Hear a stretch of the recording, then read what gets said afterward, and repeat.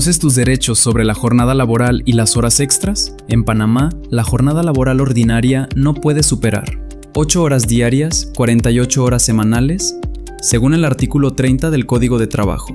Si trabajas en horario nocturno, 6 p.m. a 6 a.m., solo puedes laborar 7 horas diarias y 42 horas semanales.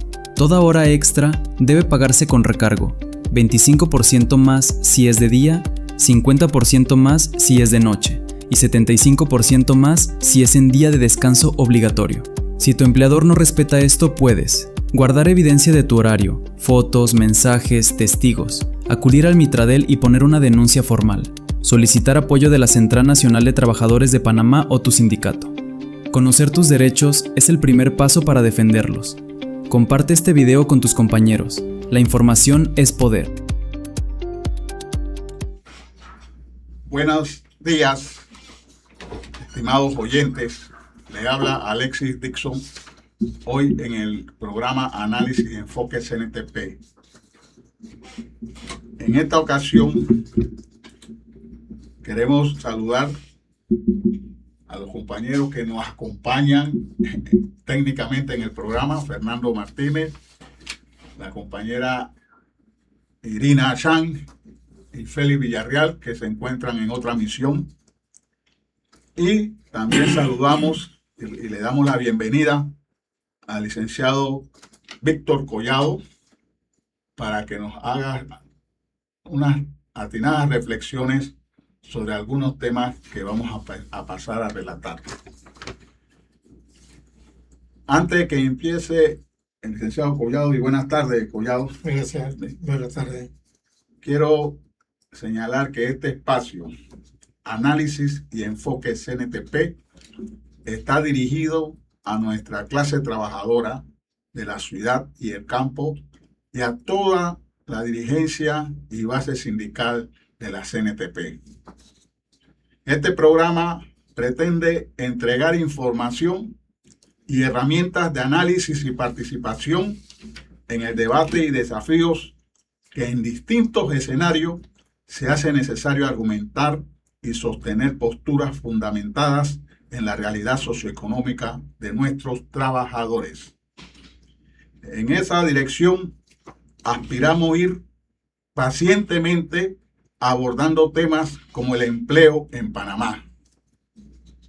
Existen varias visiones o muchas visiones acerca de este tema del empleo, pero una sola realidad.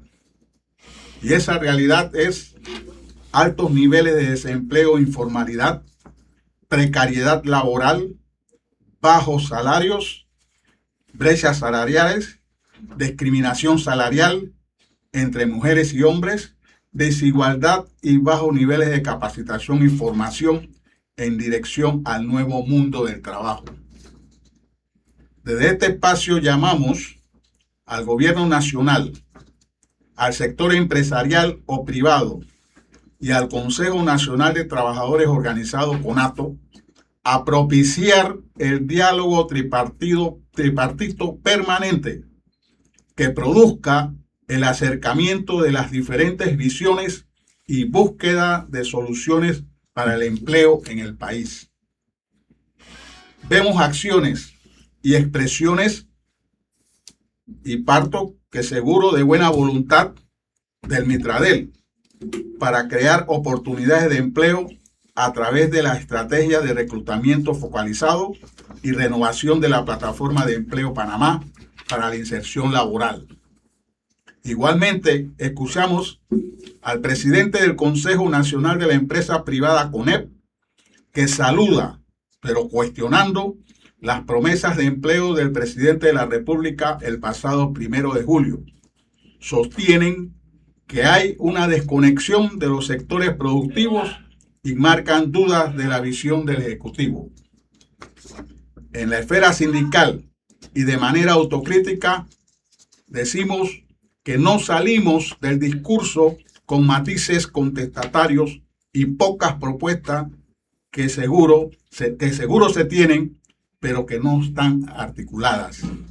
Además, tenemos a otros sectores de la sociedad civil, profesionales, economistas, abogados, profesoras y profesores y algunos parlamentarios que expresan de manera sostenida sus enfoques, pero con una fuerte dosis del discurso de oposición política. Ante todo esto,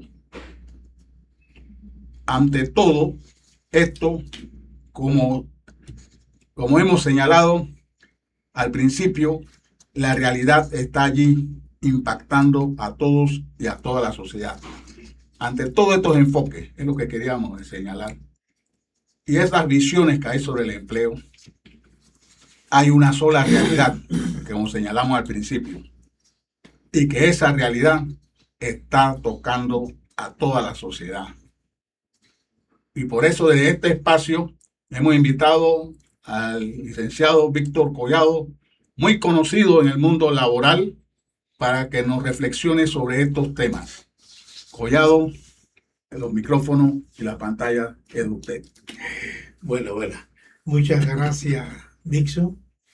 Y por tu intermedio le agradezco a la CNTP esta oportunidad para compartir con ustedes ideas y principalmente para aprender, porque aquí vengo de actitud de estudiante. Pero voy a hacer una pequeña introducción, porque hoy precisamente se cumplen 45 años de cuando se hizo desaparecer físicamente al general Omar Efraín Torrijos Herrera.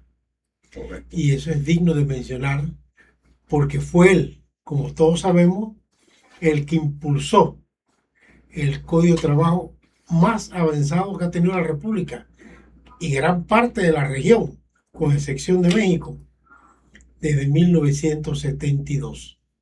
En honor a su memoria y a su presencia espiritual en el país y especialmente para los trabajadores, creo que dedico este diálogo sobre un tema como el empleo. Mire, el empleo es un tema álgido, controversial, porque tiene varias aristas. Primero, ¿quién certifica los niveles del desempleo? A veces el INAC, el INET de la Contraloría. De eso también lo hace el Ministerio de Trabajo y también lo hacen los sectores privados. Entonces, hay estadísticas. Podemos no estar de acuerdo con ellas. Algunas son condimentadas muy especialmente para determinados fines. En otros se agrava para fines políticos. En otros se disminuye para cualquier otra finalidad. Y así tenemos que la estadística como tal, y en la que yo no soy un ferviente creyente, se confronta con la realidad. Es decir, tenemos una estadística y tenemos una realidad, que no siempre una cosa se compagina con la otra. ¿Cuál es la realidad de las estadísticas? Es que el desempleo, que es la cara más visible del tema del empleo, está en 2 dígitos, según todo el mundo lo acepta. Es excepción del Ministerio de Trabajo, a quien hoy en la mañana le escuché al viceministro decir que ya está por 9.4, algo por ahí. A pesar de que todas las cifras que se conocen, aceptables, lo ponen en 2 dígitos. Otro gran problema del desempleo es la informalidad, como ya se mencionó. La informalidad que es tanto o más como el mismo nivel porcentual que el empleo. Está el impacto en la juventud, que poco se aprecia. Tenemos, según dicen las cifras, de la edad de 0 a 17 años, personas en pobreza, donde está la juventud. Está el impacto en las mujeres, que según se afirma, a falta de empleo formal, se dedican al emprendimiento y tienen al país casi que en el 4º país de América Latina en niveles de emprendimiento. Entonces, una cosa es la realidad y otra son las cifras reales. Ya sea que estemos de acuerdo con si es 2 dígitos, menos 2 dígitos, lo evidente es que no hay trabajo. Lo evidente son las vitrinas con el letrero de que se alquila o se vende.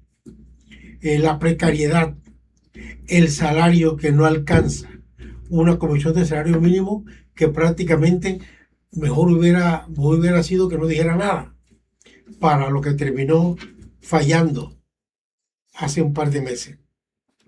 Entonces, esas son las manifestaciones concretas y reales de este problema de la estadística. La estadística, como dije, se confronta con la realidad. ¿Cuál es la realidad? La realidad son las políticas públicas con efectos comprobables que según el gobierno está implementando. ¿Qué tan cierto es eso? Por ejemplo, no es de mi gusto citarla, pero debo decirlo. A las estadísticas, a las políticas públicas para atacar el empleo, le falta lo que dijo la presidenta Mocoso en campaña. Le faltan carne y hueso. ¿Dónde probamos que lo que dice la estadística es verdad? ¿Dónde probamos que eso es cierto? Que eso es lo que se vive, que eso es lo que es cuantificable. Por ejemplo, para que veamos las contradicciones de las políticas públicas.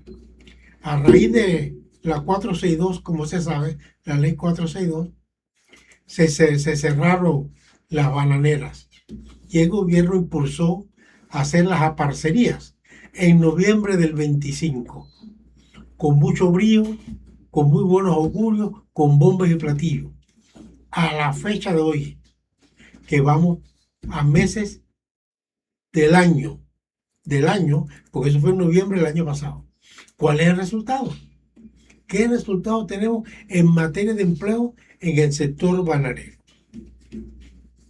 La ministra dice, hace poco, creo que fue contestándole a un diputado, que en 794 empresas se habían colocado 2017 contratos de personas jóvenes. Eso le falta carne y hueso. ¿Dónde están esas empresas? ¿Dónde están esos jóvenes? Si de verdad están contratados o no. Esa es la realidad de las políticas públicas que, como no tienen factor de comprobación, no podemos decir que tanto inciden en los niveles que reflejan las estadísticas. Dice también, y el Ministerio de Trabajo ha dicho, que se firmaron en lo que va en este segundo periodo de gobierno 4.000, no menos de 4.000 contratos por tiempo indefinido. A eso le falta carne y hueso. ¿Dónde están esos contratos? ¿En qué empresas ocurrieron esos contratos? ¿Qué tenemos al margen de esa realidad que le quita carne y hueso a las políticas públicas? El 17 de julio se publicó que el 86% de las empresas en el país registran despidos.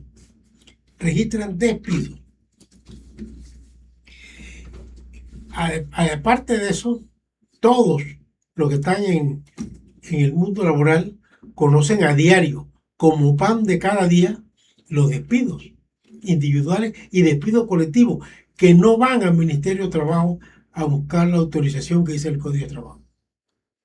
Tenemos los mutuos acuerdos que encubren en realidad un despido, porque la empresa se ahorra tener que alegar una causal, se ahorra el pleito y los tribunales han santificado los mutuos acuerdos en el sentido de que firmado el mutuo no hay manera de alegar un despido, no hay manera de probar que fue nulo si el trabajador reconoce su firma. ¿Por qué? Porque la empresa no hace un mutuo acuerdo delante de 6, 7, 8 testigos. Lo hace en una oficina cerrada con personal de su confianza. Y la Corte ha sostenido que ni en esos casos es exigible la indemnización. Ni en esos casos. A pesar de que encubre un despido. Si se paga, bueno, se pagó. Pero no implica pagar indemnización en los mutuos acuerdos. Y pasa un caso curioso, que lo voy a traer a colación porque yo estoy de ahí de abogado. Cuando la Corte Suprema cerró el proyecto minero, el sindicato y la empresa hicieron un convenio para que todo aquel que quisiera terminar sus relaciones firmara un mutuo acuerdo, que implicaba pago de prestaciones y el 100% de la indemnización. El Ministerio de Trabajo hizo un cálculo distinto al que hizo la empresa, en el sentido de que le tocaba un poquito más que lo que decía el mutuo acuerdo. ¿Qué ha ocurrido? Que todos los tribunales han determinado que ese mutuo acuerdo que se firmó es indiscutible y han fallado en contra de los trabajadores. Collado, vamos a irnos a un pequeño comercial y cuando regresamos seguiremos tratando un importante tema. Perfecto.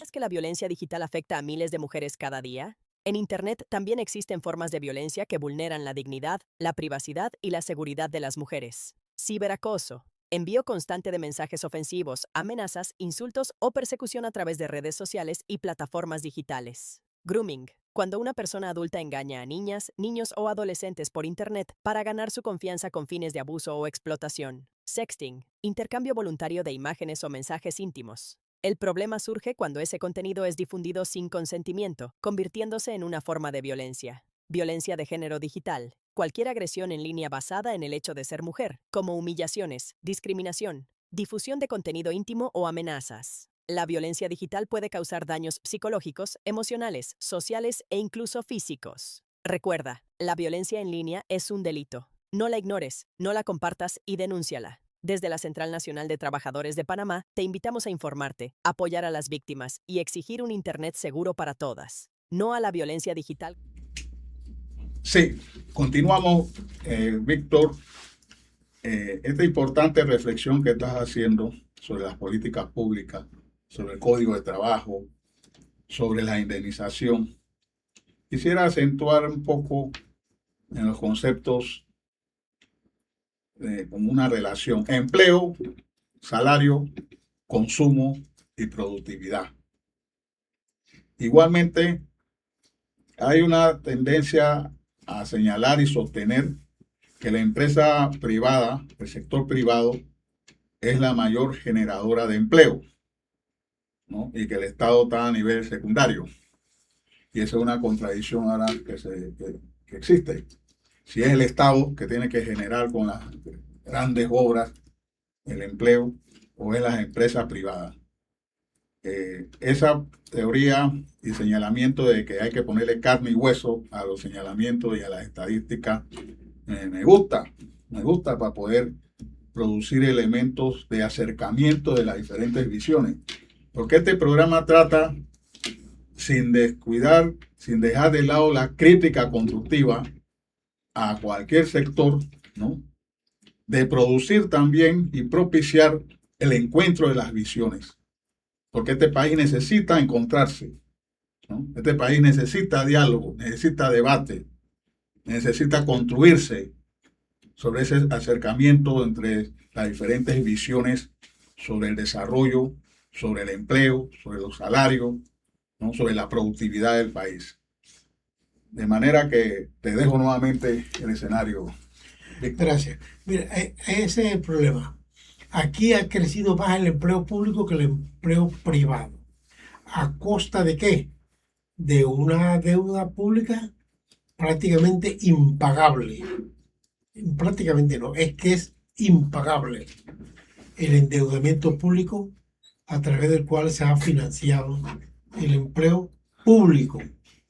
Porque el empleo privado que genera la empresa privada y que debiera ser la que debiera tener la primera línea dentro del marco del sistema económico en que vivimos, no se está generando, y por eso tenemos el desempleo en 2 dígitos, en la estadística más conservadora en la actualidad.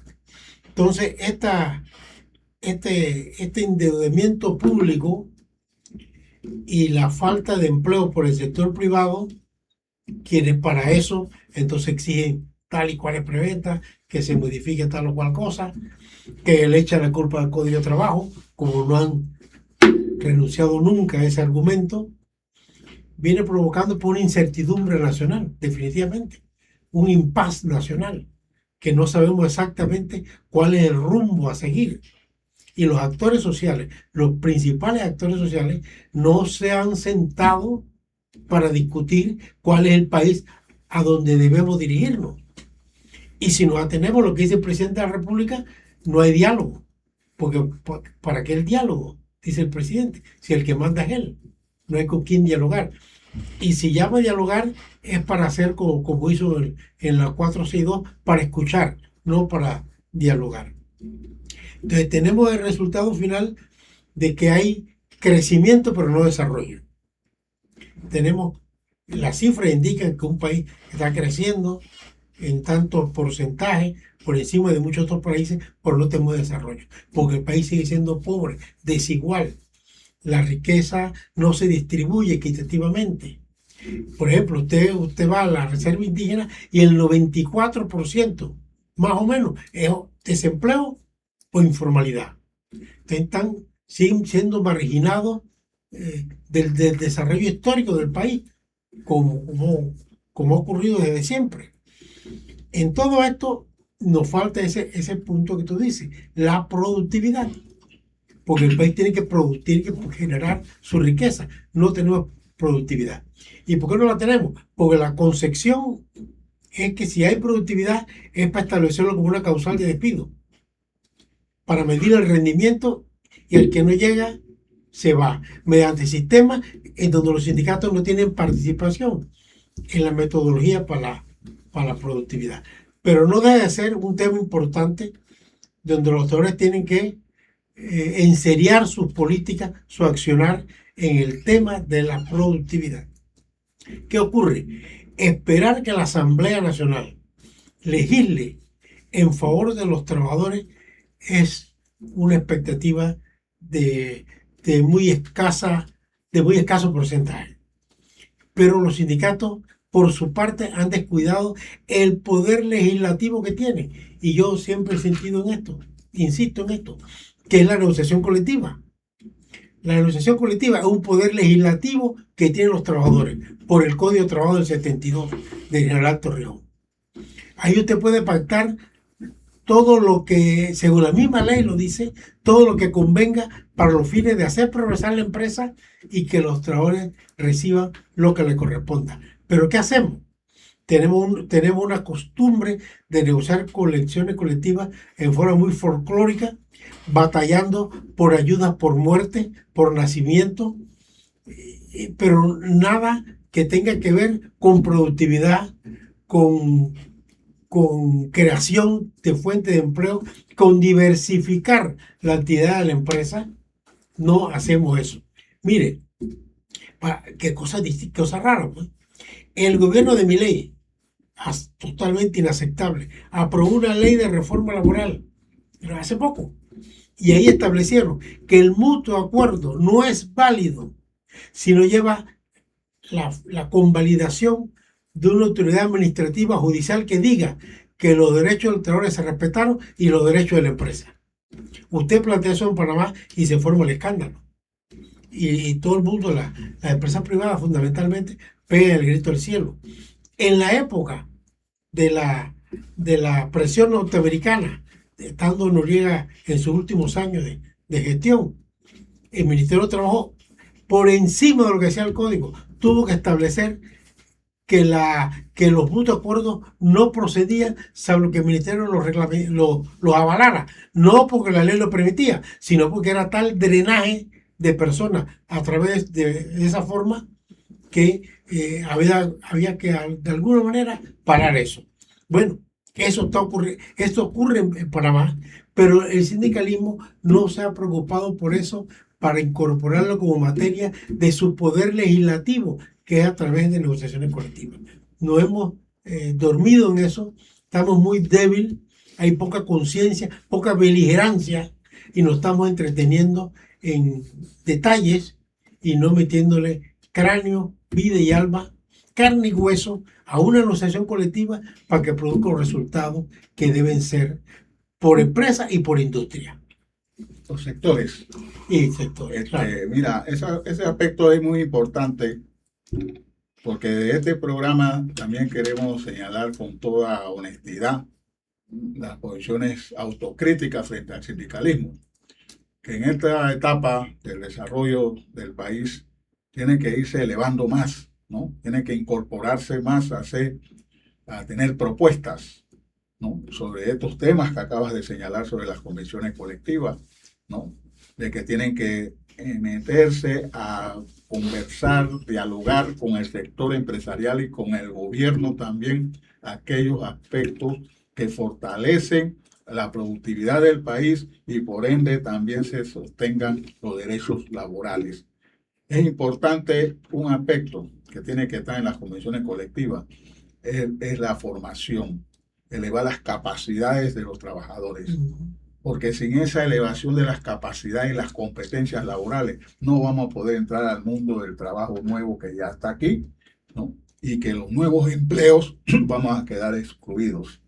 Ese es un aspecto que en relación a empleo tenemos que hacer conciencia en nuestras bases sindicales, en nuestros sindicatos, para que se incorporen a nivel de mayor profundidad en este tipo de discusiones. ¿Qué te parece? Totalmente de acuerdo. Mira, como tú mencionas, ahí tenemos la inteligencia artificial, que se supone por algunos que va a desplazar la mano de obra, o esta, si no se prepara, va a quedar de por sí desplazada con o sin el IA. ¿Qué significa? Que de verdad las convenciones colectivas tienen que preocuparse por los temas fundamentales que le den impulso al desarrollo de los trabajadores, a su progreso, a las mejores condiciones de trabajo, sin perjuicio del derecho de la empresa de recibir los beneficios que corresponden por su inversión. Pero aquí la única convención, para decirlo honestamente, que tuvo esa categoría de servir de ejemplo era Capaki Suntra, que era de una industria y era la ley obligatoria para todo aquel que quisiera hacer una viga para construir un edificio, una casa. Bueno, eso debemos hacerlo en otras industrias, en otros sectores, en otras economías, para darle sostenibilidad al crecimiento y al desarrollo que estamos buscando y que necesitamos. A nivel de las comunicaciones, lo que es el sindicato de Cable and Wireless, también hay un avance en las convenciones colectivas sobre estos aspectos. Para futuros programas vamos a invitar aquí al secretario general de Cable and Wireless para que nos hable también de esa realidad diferente que tiene el mundo de las comunicaciones digitales. Perfecto.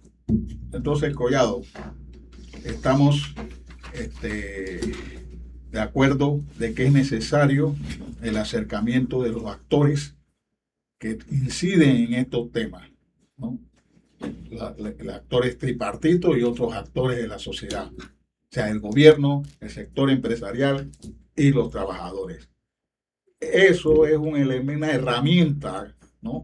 Que tiene que imponerse independientemente si el presidente tiene una visión de eso o no, o lo que sea. Nosotros tenemos que bregar por el diálogo constructivo, el diálogo social, el diálogo entre los tres actores fundamentales del desarrollo productivo del país.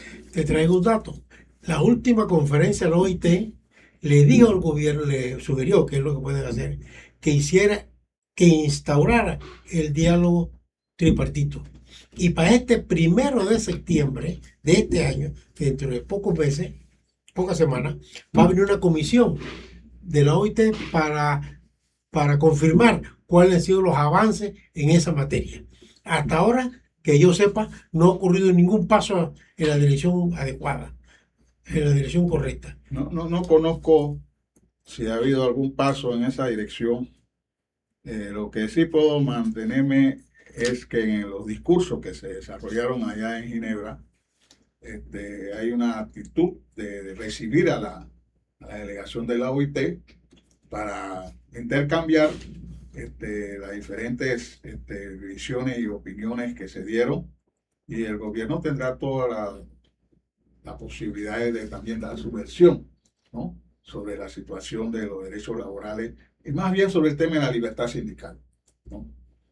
Obviamente ha sido lastimada la libertad sindical, pero es un tema que pienso yo que como camino a ese proyecto de acercamiento entre todos los sectores que tienen que ver con la paz social, ¿no? Que vamos a encontrar ese camino. Sí. Lo que ocurre es que el diálogo tripartito no surgió ahora con la OIT. Eso es un tema viejo.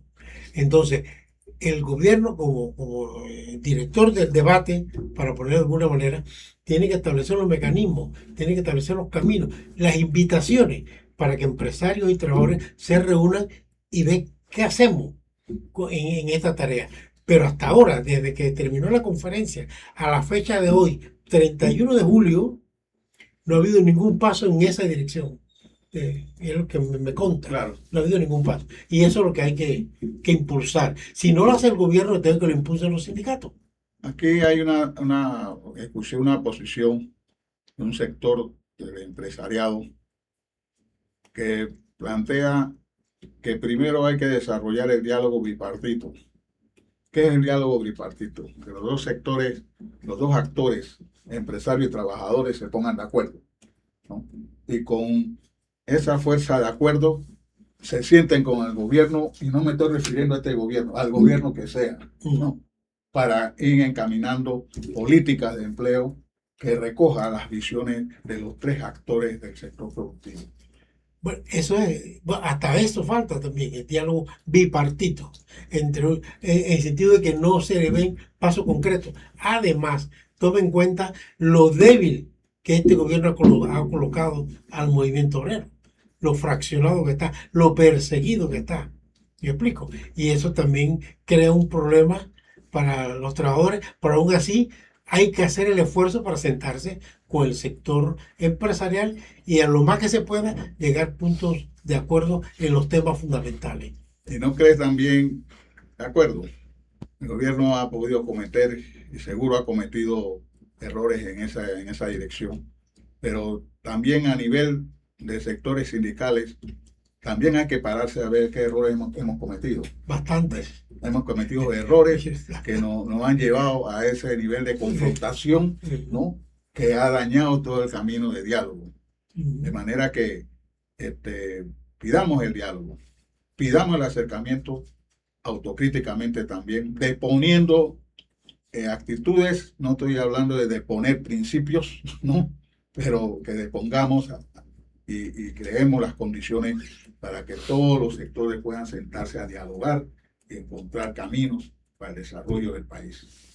No, de eso se trata, creo que ese es el punto. No se trata ahora de vamos a perder tiempo sacándonos los trapos, como uno dice, y ver quién le gana a quién, sino este es el único país que tenemos, depende de los trabajadores, depende de los empresarios, Mira, depende del gobierno. Mira, hay que hacer sindicalismo, porque si hacemos una valoración, aunque me he quedado con la carne y hueso que tú planteaste del discurso de Mireya Moscoso, me ha gustado ese carne y hueso, hay que ponerle carne y hueso a todos. Me he quedado con ese asunto porque tenemos un movimiento sindical organizado. Los sindicatos, las federaciones, las centrales. Pero la afiliación sindical, ¿dónde está? En el piso. En el piso. La gran miles y cuidado millón de trabajadores están al margen de las políticas sindicales, ¿no? Tenemos que hacer algo por recuperar esa imagen del movimiento sindical. Y es lo que mejor refleja en parte el fracaso de la dirigencia sindical. Perfecto. ¿Y cuáles son las herramientas? Establecer los mecanismos de organización, debate y lucha sobre temas como el empleo, que es lo que le interesa a los trabajadores para salir del desempleo, para salir de la informalidad. Hay que desarrollar temas como el salario, que tienen que estar en el debate permanente. Nosotros no podemos seguir con los salarios que tiene el país. Aquí hay un nivel de crecimiento altísimo, hay un enriquecimiento alto de sectores productivos, pero los salarios se mantienen igual. Mira toda esta discusión que hay sobre las viviendas para la juventud. La juventud no tiene acceso a vivienda ahora mismo. Entonces se están haciendo políticas para ver si mitigan un poco ese cuadro social de que el trabajador joven no puede accesar a una vivienda porque se lo comen los intereses de los bancos, se comen los créditos de los bancos. Esos son los temas que no se puede sostener con salario. Esa comisión de salario mínimo, que se reúne cada 2 años, eso no debe ser ya. Eso debe ser una comisión permanente y no salario mínimo, una comisión de salario. Pero esto tiene que discutirse bipartitamente con el sector empresarial y decirle al gobierno, estas son las propuestas de nosotros. No esperar cada 2 años para sentarse en una carrera maratónica a ver y que nunca se ponen de acuerdo.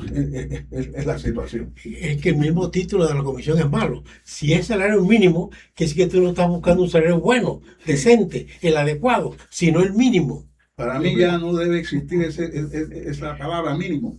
Bueno, pero es el movimiento organizado como esté, la dirigencia tal como está, que todavía tiene bastante que dar. Sí. Oiga, haga su propuesta y lleve a la asamblea, désela al gobierno y esto nosotros proponemos para la próxima comisión. El movimiento sindical organizado no es muy poca iniciativa legislativa desarrolla en la asamblea.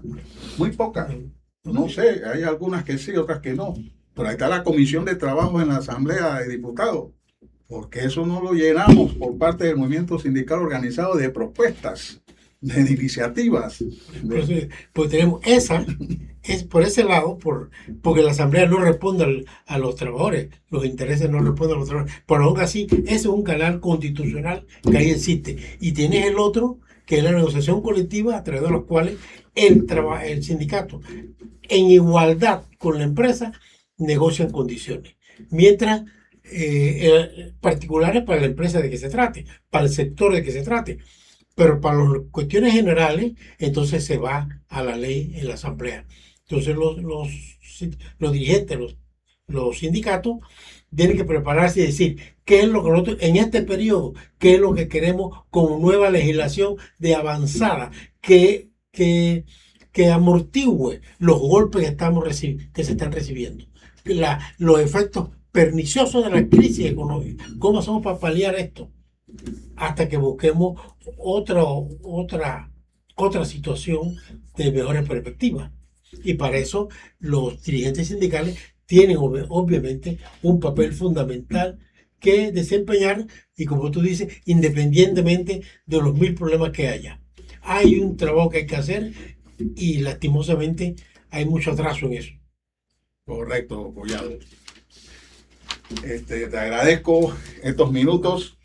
Espero que no sea la primera ni la última vez. Ya tú has estado bastante con la CNTP, pero vamos a tratar de seguir desarrollando este programa análisis y enfoque CNTP para ir tocando estos temas, para levantar un poco la conciencia de nuestros trabajadores sobre estos temas y que se incorporen. No pueden tener una vida al margen, mirando para otro lado. Tienen que estar preocupados por su situación socioeconómica. Sí. Nosotros necesitamos que los trabajadores panameños se interesen de la situación socioeconómica que viven, su condición de vida, su vivienda, su salud, la salubridad, la seguridad.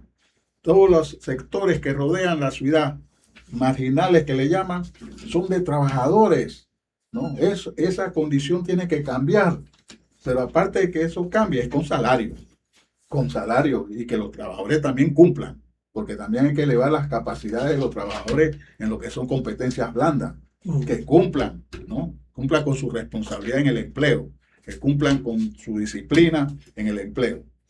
Y si no le tienen buenas condiciones, ni le tienen buen salario, por lo menos, como decían los revolucionarios antes, respétenle la dignidad al trabajador, que se sienta dignamente tratado, porque a veces ni eso tenemos. Eso es cierto.